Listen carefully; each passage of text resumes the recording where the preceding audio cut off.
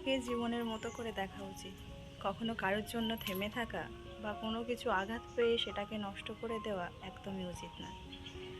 জীবনে বাঁচতে গেলে চলতে গেলে অনেক বাধা বিপত্তি আসে, সেগুলোকে কাটিয়ে ওঠার নামই হচ্ছে জীবন। তো হাই বন্ধুরা, কেমন আছো? আশা করছি তোমরা সকলে ভালো আছো। আমিও কিন্তু বেশ আছি তোমাদের আশীর্বাদে। আশা করছি আজকের ব্লগটা তোমাদের ভালো লাগবে। তো আই হোপ সঙ্গে থাকার অনুরোধ জানাচ্ছি। আর এখন ঘড়িতে বাজে দেখো,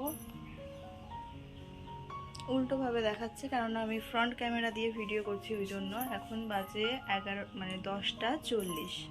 তো এখন থেকে তোমাদেরকে সাথে নিয়ে আজকে ব্লগটা স্টার্ট করছি। আই হোপ তোমাদের ভালো লাগবে। তো পুরোটাই থাকার অনুরোধ জানাচ্ছি। চলো ভিডিওটা শুরু করা। আমাদের কাজের পিছনে 1 কাপ চায়ের অবদান অনেকটাই। তো সকালবেলা 1 কাপ চা নিয়ে নিয়েছি, আর এই সবজিগুলো রাত্রিবেলা আমি কেটে রেখে দিয়েছিলাম যাতে আমার রান্না করতে সুবিধা হয়। তো ফ্রিজ থেকে বের করে এইখানটায় আমি রাখছি, কেননা এই বাইরের উনানে রান্না করতে যাব। তো এতটা তো বয়ে বয়ে নিয়ে যাব না, ওই জন্য এই জানালার উপরে রাখলে আমার ওখান থেকে নিতে সুবিধা হবে, তাই জন্য এখানে রাখছি। গুড আফটারনুন বন্ধুরা। সেই সকালবেলা তোমাদের সাথে দেখা হয়েছিল, তারপরে রান্না টান্না করে আর খাওয়া দাওয়া করলাম। আজকে আমাদের গুরু বাবা এসেছিল, তো রান্না করতে করতে বাবা ডাকছিল, তো বাবার কাছ থেকে এই তুলসীর মালাটা নিলাম। এই দেখো, তো আমার মালাটা ছিঁড়ে গেছিলো, তো ওটা ছিল আরও ভালো ছোট ছোট মতো, আর এটা বড় বড় মতো। তাই বাবা হচ্ছে গলা ফাঁকা আছে দেখে তাই মালাটা আমাকে দিল। তো যাই হোক, এখন পরে আছি, মানে এত গরম না, গলাতে কিচ্ছু রাখতে পারছি না। আর আগের দিন আমি ব্যাংকে গেছিলাম, তাই এই সরু চেনটা পরেছিলাম, তো এটাও খুলে দেব।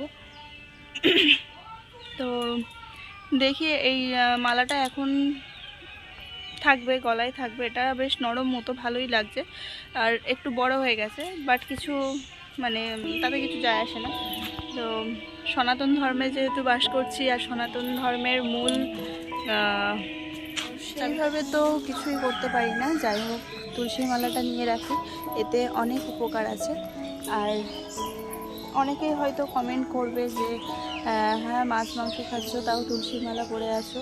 তাতে আমার কোনো কিছুই যায় আসে না, কেননা আমাদের গুরু বাবা যেটা বলেছে সেটাই আমরা মেনে চলছি। তো যাই হোক, চলো এখন আমরা কাজগুলো সেরে নিই, নাহলে ছোটো উঠে যাবে, তখন আর কোনো কিছুই করতে পারবো না। তো চলো সঙ্গে থাকো। সকালবেলা শুধু রান্না করতে নিয়ে যাচ্ছি, এইটুখানি তোমাদের সাথে দেখালাম। আর ছোটু এখন এতটাই বিরক্ত করে যে আমি একটা কোনো কাজ করতে পারি না। আর এই কদিন কি হচ্ছে বলো তো, ভিডিও করছি, ভিডিওগুলো প্রত্যেক দিন করছি, কিন্তু আমি এডিট করার সময় পাচ্ছি না।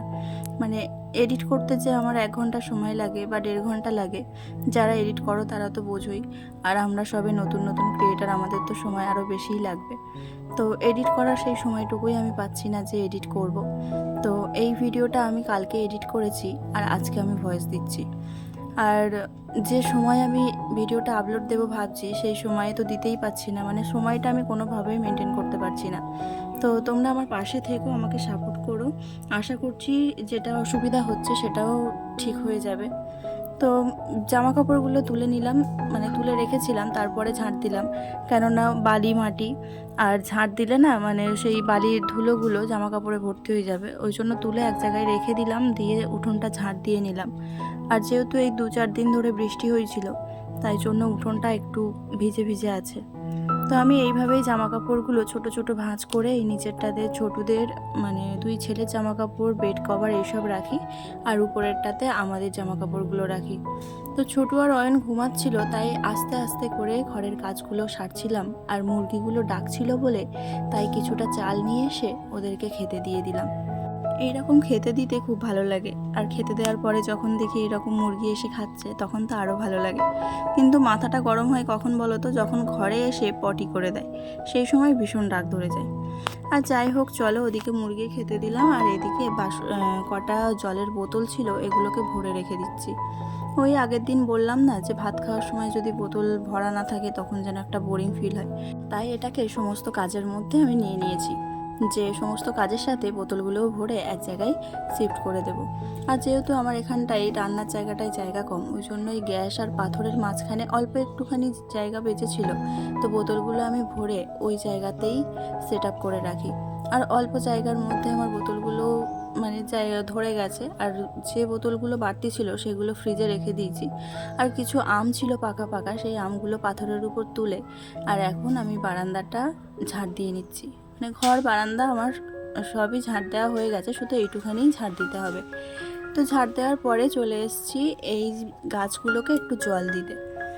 এই কদিন যাবৎ বৃষ্টির জল দিচ্ছিলাম, আর বৃষ্টির জল দেওয়াতে গাছগুলো বেশ সুন্দর হয়েছে। আর এই জায়গাটা না ধুলো ঝড়ে একটু নোংরা হয়েছে, পরিষ্কার করা হচ্ছিল না, তাই ভাবলাম জায়গাটা পরিষ্কার করে দিই। আর দেখো গাছগুলো কি সুন্দর হয়েছে। আর এখানে আবার কটা গাছের দানা দিয়েছিলাম, নীলকণ্ঠ গাছের, তো সেই দানাগুলো আবার বীজ বেরিয়ে গেছে। তো যাই হোক, চলো এখন ঘরে যাই। বাইরে তো সব পরিষ্কার করে আসলাম, এবারে ঘরের পালা। এই জায়গাটায় বিবাহবার্ষিকীর যে ফুলটা আমাকে দাদাভাই মানে আমার বরমশাই দিয়েছিল গিফট, তো সেই ফুলটা আমি একটু জলে রেখেছিলাম, কদিন ভালো ছিল। তো তারপর দেখো গোড়াটা কেমন কালো হয়ে গেছে। তো এটাকে নিয়ে আমার যে আর্টিফিশিয়াল যে ফুলগুলো আছে ওর মধ্যে রেখে দেব। আমার অনেকগুলো এইরকম ফুল আছে, রোজ ডেতে দিয়েছিল, আমার বার্থডেতে দিয়েছিল, বিবাহবার্ষিকীতে দিয়েছিল, সেই সবগুলো আমি রেখে দিয়েছি এইভাবে। তো যাই হোক, চলো এখন বোতলগুলো ধুয়ে নিয়ে আবারও জল ভরে শুধু এবারে মানি প্ল্যান্ট গাছটা দিয়েই রাখবো। আর ঘরে শুধু মানি প্ল্যান্ট গাছটাই থাকে গো, আর আমার কাছে না সেই রকম এই গাছটা নেই, ওই জন্য ওই একটা গাছ হয়েছিল তার থেকে ডাল ভেঙে ভেঙে এরকম করে নিয়ে রেখেছি। তো চলো ডেচকিটা এবার উপর করে দিয়ে গাছটা যেখানে লাগাবো বলেছিলাম বা যেখানে ছিল সেইখানেই দিয়ে দিলাম।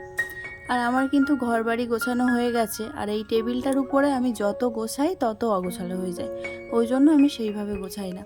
তো আমার যেগুলো গোছানোর পুরো গোছানো হয়ে গেছে। আর বালিশ কিন্তু আমি খাটের উপর এখন আর রাখি না, রাখি ঠিক আলমারিটার ওই পাশে, দেখো ওখানটায় বালিশগুলো সাজিয়ে রাখি। রাত্রিবেলা যখন শুতে আসি তখন বালিশগুলো নিয়ে নিই।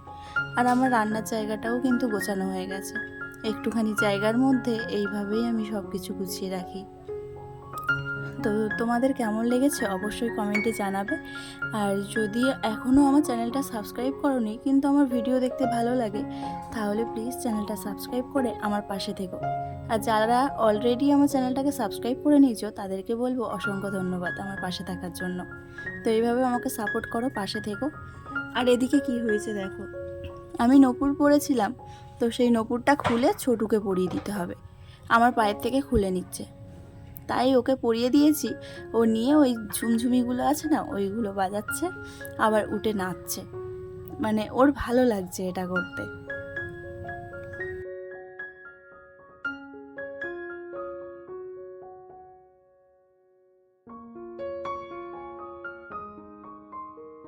আর এদিকে টিভিতে গান চালিয়ে দিয়েছিলাম, আর ও নিচে নেমে আয়না দেখে দেখে তাই নাচছিল। আর ওর একজোড়া নূপুর আছে, মানে অন্নপ্রাশনে পেয়েছিল বালা নূপুর, তো একদিনও পরেনি। আর হাতে তো বালা দিতেই দেয় না, আর গলায় তো হার থাকে না, টান মেরে ছিঁড়ে দেয়। আজকে সন্ধেবেলাতে মা পুজো দিয়েছিল, আর আমি এদিকে একটু আলুর দম আর লুচি বানাচ্ছি। অয়ন বলছিল যে একটু লুচি খাবে, তাই ঘরে ময়দা ছিল না, আটা দিয়েই লুচি বানিয়ে দিলাম। তো ভালোই হয়েছিল, নরম হয়েছিল আর ফুলেও ছিল সব কটা লুচি। আর যাই হোক, চলো ছেলে খাবে বলেছে, একটু না করে দিলে বায়না করছে। তো আমার দেখো আলুর দম করেছি, আলুর দম আর লুচি রেডি হয়ে গেছে, ওকে দিয়ে দেবো, দিয়ে এবার পড়তে বসাবো। চলো তবে আজকের মতো ভিডিওটা এখানেই শেষ করছি, আবারও দেখা হবে নেক্সট ব্লগে।